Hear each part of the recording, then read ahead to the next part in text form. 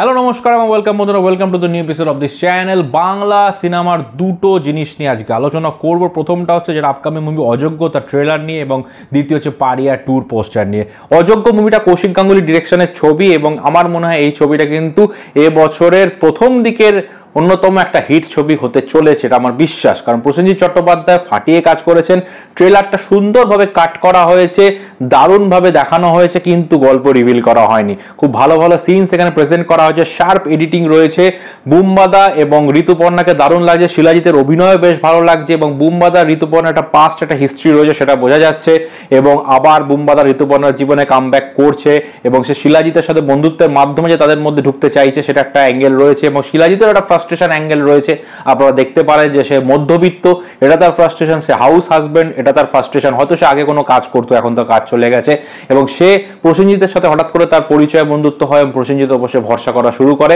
এবং বুমবাদার যে অবস্থাটা দেখানো হয়েছে কিছুটা ডার্ক শেডে দেখানো হয়েছে এবং দারুণ লাগছে। কিন্তু বুমবাদার এই ব্যাপারটা, এই রোলটা কিন্তু বহুদিন বাদে বুমবাদার একটা ট্রেডমার্ক রোল হতে চলেছে, এটার উপর যথেষ্ট এক্সাইটমেন্ট রয়েছে। এবং অযোগ্য ট্রেলারটা কিন্তু সব দিক থেকে পারফেক্ট। এটা 4.5 আউট অফ 5 আমার যদি রেটিং বলেন, এটা কিন্তু দর্শককে হলে টানার জন্য একদম দারুণভাবে এটা কাজ করবে বলে আমার বিশ্বাস। অযোগ্য ট্রেলারটা সত্যিই ভালো লেগেছে, বহুদিন পর একটা ভালো ট্রেলার দেখলাম।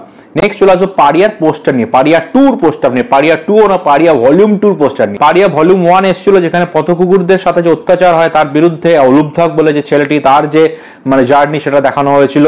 তো এখন কিন্তু উত্তর পূর্ব ভারতে তার জার্নি দেখানো হবে, সেখানে কিন্তু শুধুমাত্র কুকুর নয়, অনেক বৃহৎ প্রজাতির জন্তুকে এবং পরিবেশকে কিন্তু সে বাঁচানোর উদ্দেশ্যে রয়েছে, এবং রাইজ অফ কালভৈরব এই নামটা দেওয়া হয়েছে। পোস্টারটা দারুণ। এখানেও কিন্তু বিক্রমের মুখ রিভিল করা হয়নি, এখানে কিন্তু বিক্রম দু হাতে দুটো জিনিস নিয়ে, দুটো অস্ত্র নিয়ে দাঁড়িয়ে রয়েছেন। এটা নিয়ে কিন্তু পোস্টারটা দেখানো হয়েছে। পোস্টারের কালার ডিজাইনটা কিন্তু খুবই ভালো হয়েছে, এবং পোস্টারটা একটু অন্য ধরনের ইউনিক পোস্টার হয়েছে। নর্মালি সাউথের কোনো ছবির যেগুলো একটু কম বাজেটের অথচ খুব ইম্প্যাক্টফুল ছবি যেগুলো হয়, সেগুলোর পোস্টার যেরকম, এই ছবির পোস্টারটা কিন্তু সেরকম হয়েছে, এবং খুব ইমপ্রেসিভ পোস্টারটা হয়েছে। এবং পারিয়া ভলিউম 1 কিন্তু ভালো ব্যবসা করেছে, হয়তো 1 কোটি বা 1.5 কোটি করেনি, কিন্তু কাছাকাছি গেছিল বলেই পারিয়া ভলিউম 2 হচ্ছে। এবং এই সিনেমাটার প্রতি কিন্তু এক্সপেকটেশন আরো বেশি, কারণ পারিয়া সিনেমাটা বক্স অফিসে খুব বিশাল না করতে পারলো, কিন্তু সিনেমাটা যথেষ্ট ভালো হয়েছিল, যথেষ্ট প্রশংসিত হয়েছিল। আমি দেখেছিলাম সিনেমাটা, সত্যিই ভালো, ইউনিক কনসেপ্টের সিনেমা। এখানে কোনো কপি ঝপি এসব বলার কোনো জায়গা নেই, এটা একদম ক্লিয়ার কনসেপ্টের সিনেমা। দারুণ একটা ব্যাপার করা হয়েছিল, যেটা কিন্তু সমস্ত ধরনের অডিয়েন্সকে ইমপ্রেস করবে, এবং সোশ্যাল চেতনা যেটা বলে, আমাদের সামাজিক চেতনা, সেটা কিন্তু জাগিয়ে তুলবে এই অবলা জীবদের প্রতি, সমাজের প্রতি, সামাজিক প্রাণীদের প্রতি, পরিবেশের প্রতি। সো আমার মনে হয় পারিয়া 2 জন্য ফিঙ্গার্স ক্রস, এবং বিক্রম ডেফিনেটলি ফাটিয়ে দেবে, এবং তথাগত মুখার্জি ডিরেকশনও যথেষ্ট ভালো, আপনারা দেখেছেন পারিয়াতে।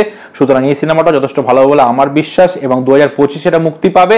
সো আপনাদের কেমন লাগলো এই পোস্টারটা এবং অযোগ্য ট্রেলারটা, সেটা অবশ্যই কমেন্ট করে জানাবেন। ভিডিওটি ভালো লাগলে চ্যানেলটি সাবস্ক্রাইব করে পাশে থাকবেন। দেখা হবে নেক্সট ভিডিওতে, বাই।